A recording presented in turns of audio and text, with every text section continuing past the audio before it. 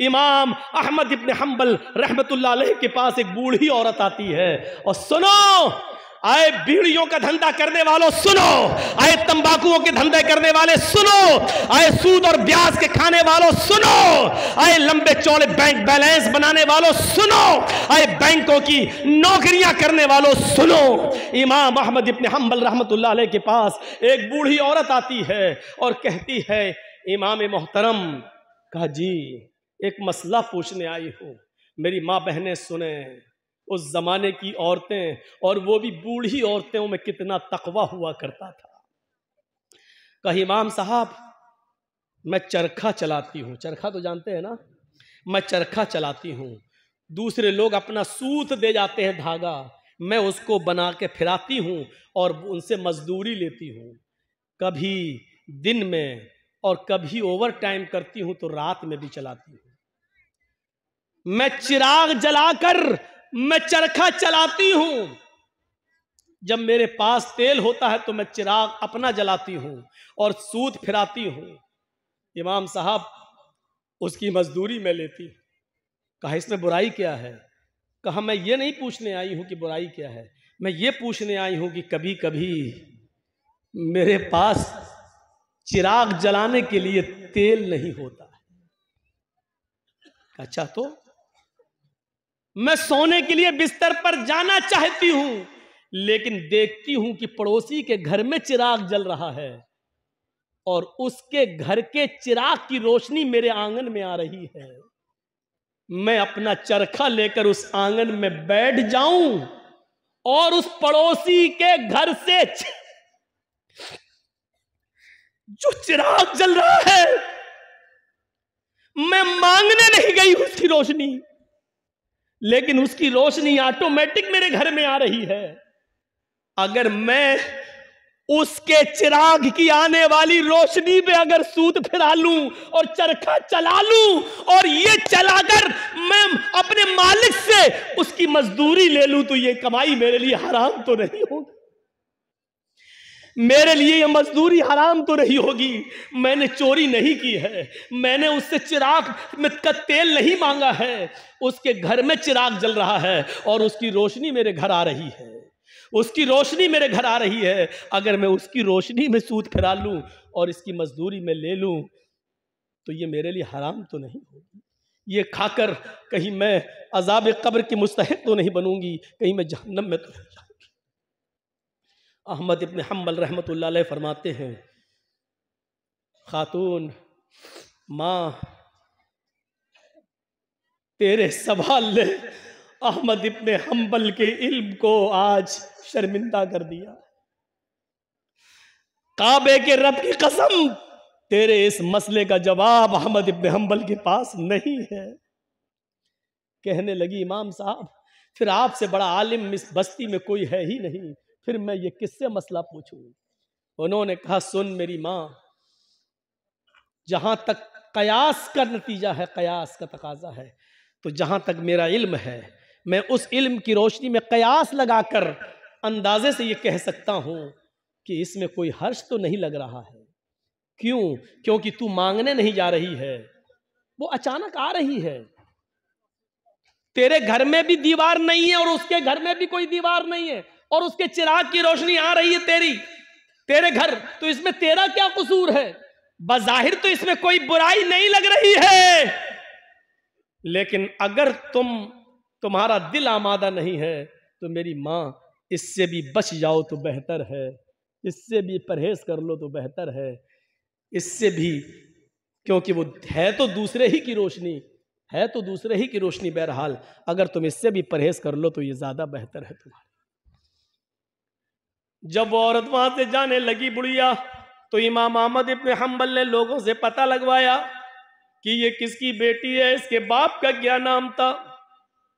बताया होगा किसी ने कुछ जो मेरे जहन में नहीं रहा। अहमद इब्न हम्बल फरमाते हैं कि आज के ज़माने में ऐसी बूढ़ी औरतें मौजूद हैं, ज़रूर इसका बाप कोई आलिम कुरान होगा, आलिम हदीस होगा, क्योंकि ऐसी तरबियत अपनी औलाद के अंदर कोई बड़ा आलिम ही पैदा कर सकता है। बुढ़ापे की इस दहलीज पर पहुंचकर भी इस औरत की हालत यह है, इस बुढ़िया की हालत यह है कि पड़ोस से आने वाली रोशनी में भी, उस चिराग की रोशनी में भी चरखा चलाने के बारे में सोच रही है कि ये चरखा चलाएंगे तो ये कमाई मेरे लिए हलाल होगी या हराम। तब ऐसे लोगों की नमाजें अर्श से टकराएं और अल्लाह कबूल ना करे, ऐसा हो ही नहीं सकता है। मेरे भाइयों, इधर हम नमाज पढ़ के निकलते हैं, जो मैं सर बसजदा हुआ जमी पर तो आसमां से आने लगी ये निदा, तेरा दिल तो है सनम आशना, तुझे क्या मिलेगा नमाज। एक हमारा तक़वे का हाल ये है, एक हमारी परहेजगारी का हाल यह है कि यहां से निकले नमाज पढ़ के, मालिकी यौमिद्दीन, तू कयामत के दिन का पूरा पूरा मालिक है। इय्याका नअबुदु व इय्याका नस्तईन, तेरी ही इबादत करते हैं, तुझसे ही मदद मांगते हैं। इहदिनस सिरातल मुस्तकीम, जो सीधा रास्ता उस पे चला तमाम बुरे रास्तों से बचा ले। यहां ये दुआ मांग के हटे, सलाम अलैकुम व रहमतुल्लाह, सलाम अलैकुम व रहमतुल्लाह। जैसी सलाम फेरा और मस्जिद के बाहर निकलते ही जेब में बीड़ी रखी है, निकाली और माचिस जलाई और सूरह दुखान की तिलावत शुरू, धुआं धक्कड़ शुरू। अभी 10 मिनट भी नहीं हुए ये कहते हुए कि इहदिनस सिरातल मुस्तकीम, आय अल्लाह हमको सीधे रास्ते पे चला, आय अल्लाह गंदे और गलत रास्तों से हमारी हिफाजत फरमा। अब ये दुआ मांगे हुए 10 मिनट भी नहीं हुए और यहां आकर ये है हमारी इबादतों का और हमारी नमाजों का हाल। मेरे भाइयों, जायजा लो, इमाम अहमद इब्न हम्बल के पास जो बूढ़ी औरत आती है, उस औरत के सवाल से जरा इबरत हासिल करो कि हमारी इबादतें अल्लाह के यहां कबूल हो भी रही होंगी या नहीं हो रही होंगी। सोचो तो सही, गौर तो करो। मेरे भाइयों, यहां आदि इब्ने उमैर है, जंग बदर में गिरफ्तार करके लाए जाते हैं। आदि इब्ने उमैर है, गिरफ्तार करके लाए जाते हैं, पकड़ के लाए जाते हैं, पैरों में बेड़ियां डाल दी जाती हैं। ये आदि इब्ने उमैर मुसाब इब्ने उमैर के भाई हैं, भाई मोमिन है और आदि काफिर है। मुसाब सहाबी और आदि काफिर, दोनों भाई हैं, सगे भाई हैं। अल्लाह के नबी सल्लल्लाहु अलैहि वसल्लम ने फरमाया कि जो गिरफ्तार करके काफिर लाए गए उनके पैरों में बेड़ियां डाल दो। आदि के पैरों में जब बेड़ियां डाली जाने लगी तो मुसाब इब्ने उमैर वहीं खड़े हो गए और जो उनके पैरों में बेड़ियां डाल रहा था सहाबी, आदि इब्ने उमैर के पैरों में वहीं खड़े होकर मुसाब इब्ने उमैर कहने लगे, आए सहाबी अपने दोस्त से, अरे दोस्त इसके पैरों में बेड़ियां जरा टाइट डालो, यहां से कस दो, मैं इसको अच्छी तरीके से जानता हूं, ये लॉक तोड़ने में, जंजीर तोड़ने में बड़ा माहिर है, यहां से टाइट कर दो वरना ये तोड़ के भाग जाएगा। जब मुसाब इब्ने उमैर ये कह रहे थे कि इसके पैरों में यहां से टाइट करो, यहां से टाइट करो, यहां से लॉक लगाओ, तो आदि इब्ने उमैर को इतना गुस्सा आ रहा था कि मारे गुस्से के आदि चीख पड़ा, आए मुसाब तुझे शर्म आनी चाहिए, तू उसी उमैर का बेटा है जिसका बेटा मैं हूं, तेरी रगों में उसी बाप का खून तोड़ रहा है जिसका खून हमारी रगों में तोड़ रहा है, लेकिन आज तुझे भाई कहते हुए शर्म आ रही है। तेरी गैरत कैसे गवारा कर रही है कि तेरी आंखों के सामने तेरे सगे भाई के पैरों में बेड़ियां डाली जा रही हैं और तू देख रहा है खड़े होकर, और देख ही नहीं रहा है बल्कि मशवरा दे रहा है कि यहां से टाइट करो। थूकता हूं तुझ पर, भाई कहते हुए शर्म आती है तुझे। इधर मुसाब इब्ने उमैर कहते हैं, चुप, खामोश, तू भाई है मेरा? नहीं, तू मेरा भाई नहीं है। आदि कहता है, क्या उमैर तेरा बाप नहीं है? क्या मेरी मां तेरी मां नहीं है? क्या उमैर का खून तेरी रगों में नहीं दौड़ रहा है? क्या मेरी मां का दूध तेरी रगों में खून बनकर नहीं दौड़ रहा है? जवाब दिया, उमैर मेरा बाप है, ये सच है। तेरी माँ मेरी माँ, ये सच है। तूने और मैंने एक ही माँ का दूध पिया है, ये भी सच है। तेरी और मेरी रगों में एक ही बाप का खून दौड़ रहा है, ये भी सच है। लेकिन ये सच नहीं है कि तू मेरा भाई है। जानता है मेरा भाई कौन है? अदी ने कहा फिर कौन है अगर मैं तेरा भाई नहीं हूं? मेरा भाई वो है जो तेरे पैरों में बेड़ियां डाल रहा है? ये तेरा भाई है? हाँ, इसलिए कि मेरे इस भाई ने कलमा पढ़ा है, अशहदु अल्ला इलाहा इल्लल्लाह व अशहदु अन्ना मुहम्मदन अब्दुहु व रसूलुहु। बुखारी शरीफ की हदीस के इस वाक़े से हमें यह पता चलता है मेरे भाइयों कि इस्लाम लाने के बाद, ईमान कलमा पढ़ने के बाद, ला इलाहा इल्लल्लाह मुहम्मदुर रसूलुल्लाह का इकरार करने के बाद, इस्लामी रिश्ते से कलमे की बुनियाद पर अपने साथी की जो इज्जत होती है वो फिर सगा भाई भी वो दर्जा नहीं रखता है। क्या जवाब दिया? खूनी रिश्ते को कुर्बान कर दूंगा, लेकिन कलमे की बुनियाद पर ये मेरा भाई है, इस रिश्ते को मैं कुर्बान नहीं करूंगा। आए आदि, तू मेरा भाई नहीं, मेरा भाई वो है जो मेरे पैरों में बेड़ियां डाल रहा है, इसलिए कि इसने कलमा पढ़ा है, अशहदु अल्ला इलाहा इल्लल्लाह व अशहदु अन्ना मुहम्मदन अब्दुहु व रसूलुहु। इस कलमे की बुनियाद पर ये मेरा भाई है, तू भाई नहीं है। ये होता है इस्लामी रिश्ता। और इस्लामी रिश्ता इतना अहम होता है कि उसके लिए खूनी रिश्ते को कुर्बान कर दिया जाता है। अरे कम से कम उतना ही करो जो अपने लिए पसंद करो, वो अपने भाई के लिए पसंद, अपने मुसलमान भाई के लिए पसंद कर लो, यही काफी है। इतना ही करो। आज के जमाने में सईद इब्ने जुबैर को हज्जाज इब्ने यूसुफ की पुलिस ढूंढ रही थी। सईद इब्ने जुबैर को हज्जाज इब्ने यूसुफ की पुलिस ढूंढ रही थी। हुक्म था उसको पकड़कर जिंदा मेरे पास लाओ, उसको कत्ल किया जाएगा। सईद इब्ने जुबैर बड़े नेक आदमी थे, लेकिन हज्जाज इब्ने यूसुफ ने बड़े नेक लोगों को ही कत्ल किया है। एक एक करके न जाने कितने सहाबा को उसने कत्ल किया है। हज्जाज इब्ने यूसुफ ने सईद इब्ने जुबैर को पुलिस ढूंढ रही थी, पुलिस तलाश कर रही थी, लेकिन सईद इब्ने जुबैर किसी के हाथ नहीं लग रहे थे। रात को वो बहुत सी दूरी तय करके हज्जाज इब्ने यूसुफ की सल्तनत से निकलना चाह रहे थे, उसके मुल्क से बाहर भागने की कोशिश कर रहे थे ताकि मेरी जान बच जाए। लेकिन रात का वक्त था, अंधेरे में फायदा उठाकर वो जाया करते थे, और जब सुबह होती थी तो कहीं पनाह ले लिया करते थे ताकि हज्जाज इब्ने यूसुफ की पुलिस हमको न पकड़ ले। एक दिन रात को इशा की नमाज के बाद किसी मुसलमान के घर वो खाना खाने के लिए रुके थे, और मुसलमानों ही में से किसी ने जासूसी कर दी। हज्जाज इब्ने यूसुफ की पुलिस को बता दिया कि सईद इब्ने जुबैर फला आदमी के घर रुके हुए हैं, और रात का हिस्सा गुजरने के बाद वो इस घर से निकलेंगे और वो फिर भागेंगे।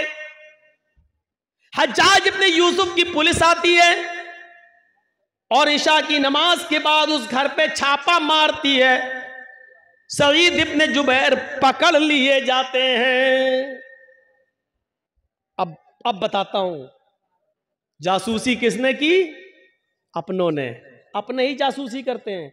लॉकडाउन के मौके पर आपने देखा होगा, हमारे उत्तर प्रदेश में तो वही हाल था, जब हर चीज का गोश्त बंद था, कुछ नहीं ले सकते थे, और चोरी छुपे कोई अगर भैंस काट लेता था तो अपने ही लोग जासूसी करते थे, फलां के घर में भैंस हुई है, और पुलिस आकर छापा मारती थी। जितने की भैंस नहीं उससे ज्यादा जुर्माना वसूल करती थी। अपने ही जासूसी करते हैं। इनाम का लालच होगा, इतना मिलेगा। सईद इब्ने जुबैर पकड़ लिए जाते हैं और सईद इब्ने जुबैर को हज्जाज इब्ने यूसुफ के पास लाया जा रहा है, लेकिन जहां पकड़े गए वहां से हज्जाज इब्ने यूसुफ इतना दूर है कि वहां तक जाने में 1 हफ्ता लग जाएगा। घोड़े पर, ऊंट पर बैठकर सफर किया जाए तो 1 हफ्ता लग जाएगा। कितना? 1 हफ्ता। लेकिन चल रहे हैं। नमाज का वक्त होता, वो नमाज पढ़ते। सफर में रोजा माफ है, लेकिन सईद इब्ने जुबैर सफर में भी रोजा रख रहे हैं, क्योंकि उनको मालूम हो चुका है कि अब मेरी मौत का वक्त करीब है। हज्जाज के सामने मैं लाया जाऊंगा और मुझे कत्ल कर दिया जाएगा। लिहाजा वो दिन में रोजा रखना शुरू कर दिए। जहां पुलिस वाले आराम करने के लिए रुकते, वो वहीं नमाज पढ़ना शुरू कर देते और नफली इबादत करना शुरू कर देते। सईद इब्ने जुबैर की इबादत पुलिस वालों को बड़ी पसंद आई, उनका अखलाक बहुत पसंद आया। हज्जाज के इन दोनों पुलिस वालों ने 3 दिन के बाद कहा, देखो सईद इब्ने जुबैर बड़ा नेक आदमी है, अगर इसको हम हज्जाज के पास ले जाएं तो हज्जाज इसको कत्ल कर देगा, बेचारा बच्चों वाला आदमी है, बीवी बच्चे इसके महरूम हो जाएंगे, और हज्जाज को क्या मालूम कि हमने इसको पकड़ा है। ऐसा करो, इस बेचारे को छोड़ देते हैं, ये नेक आदमी है, अच्छा आदमी है, हज्जाज तो जालिम है, वो इसको कत्ल कर देगा। इन दोनों पुलिस वालों ने आपस में सलाह और मशवरा किया कि इस नेक आदमी के कत्ल की जिम्मेदारी हम अपने ऊपर न लें, छोड़ देते हैं इसको। ये दोनों पुलिस वाले सईद के पास आए, कहने लगे, आए सईद इब्ने जुबैर, आए सईद इब्ने जुबैर, तुम्हारी इबादत ने, तुम्हारे अखलाक ने मेरा दिल मोह लिया है। हम नहीं चाहते कि तुम्हें हज्जाज के पास लेकर चले, मेरा दिल चाहता है कि तुम्हें हम छोड़ दें। आए हज्जाज, ये रात का वक्त है, अंधेरे का फायदा उठाओ और तुम निकल जाओ। हज्जाज को तो मालूम नहीं है कि मैंने तुम्हें गिरफ्तार कर लिया है, हम उसके पास जाएंगे और कह देंगे कि हमें सईद इब्ने जुबैर मिले ही नहीं। सईद इब्ने जुबैर ने कहा, तुम्हारी बड़ी मेहरबानी, मैं कसीरुल अयाल हूँ, मेरे बच्चे ज़्यादा हैं, मेरी बीवी है, बच्चों का बोझ है मेरे ऊपर, अगर तुम मुझे छोड़ रहे हो तो ये तुम्हारा रहम व करम है मेरे ऊपर। अच्छा है, छोड़ दीजिए भाई, मैं आपका ये एहसान कभी भूलूंगा नहीं। उन्होंने कहा, एहसान की क्या बात है, आप मुजरिम नहीं हैं, हज्जाज आपका दुश्मन है, वो आपको कत्ल करना चाहता है, जाओ। आए सईद, मैंने तुम्हें छोड़ दिया है, जाओ चुपके से, जाओ, निकल जाओ। सईद इब्ने जुबैर बड़े खुश होते हैं कि मुझे हज्जाज के पुलिस वालों ने छोड़ दिया, लेकिन उनकी खुशी ज्यादा देर तक न रही। वो थोड़ी दूर तक आगे गए होंगे, जैसे यहां से मौजमपुर बस आपका स्टैंड 1 किलोमीटर तकरीबन गए होंगे, मुश्किल से 1 किलोमीटर गए होंगे, और जाने के बाद वहां कुछ सोचने लगते हैं और सोचकर फिर वहां से वापस आते हैं। 1 किलोमीटर गए, लेकिन कुछ उनके दिमाग में आया और वहां से सोचकर वो फिर लौटे आए, और लौट कर आने के बाद उन दोनों पुलिस वालों के पास आ गए और कहने लगे, अरे हज्जाज इब्ने यूसुफ के पुलिस वालों, मुझे हज्जाज के पास ले चलो, मैं भाग कर छिप कर भागना नहीं चाहता, मुझे हज्जाज के पास ले चलो। पुलिस वालों ने कहा, तुम्हारा दिमाग खराब है सईद, हज्जाज तुम्हारी जान का दुश्मन है, तुम्हें कत्ल कर देगा। कहा, वो मैं जानता हूं कि वो मुझे कत्ल करेगा, फिर का इसके बावजूद मैं उसके सामने जाना चाहता हूं। पुलिस वाले कहते, हज्जाज, आए सईद, बेवकूफी मत करो, मैंने तुम्हें छोड़ दिया, फिर तुम क्यों आए। सईद इब्ने जुबैर रोते हैं और रोते हुए कहते हैं, आए पुलिस वालों, तुम्हें नहीं मालूम, जिस आदमी ने मेरी जासूसी की और तुम्हें यह बताया कि मैं इस घर में छिपा हूं, वो तो कहीं ना कहीं से देख ही रहा होगा, उसको तो यह मालूम ही होगा कि तुम दोनों ने मुझे गिरफ्तार कर लिया है, मुझे पकड़ लिया है। वो आदमी हज्जाज को यह खबर दे देगा, इन दोनों पुलिस वालों ने सईद को गिरफ्तार कर लिया। आए पुलिस वालों, अगर हज्जाज को यह पता चल गया कि तुमने मुझे पकड़ लिया था और फिर छोड़ दिया, तो मैं तो बच जाऊंगा, लेकिन फिर तुम्हारा हश्र यह होगा कि तुम दोनों को खूनी चमड़े पर लिटाकर बिठाकर तुम्हारी गर्दनों को उड़वा देगा, और मैं ये नहीं चाहता कि मेरी जान बच जाए और मेरे बदले में तुम दोनों की जान चली जाए, मेरी गर्दन महफूज रहे और तुम दोनों की गर्दनें कट जाए।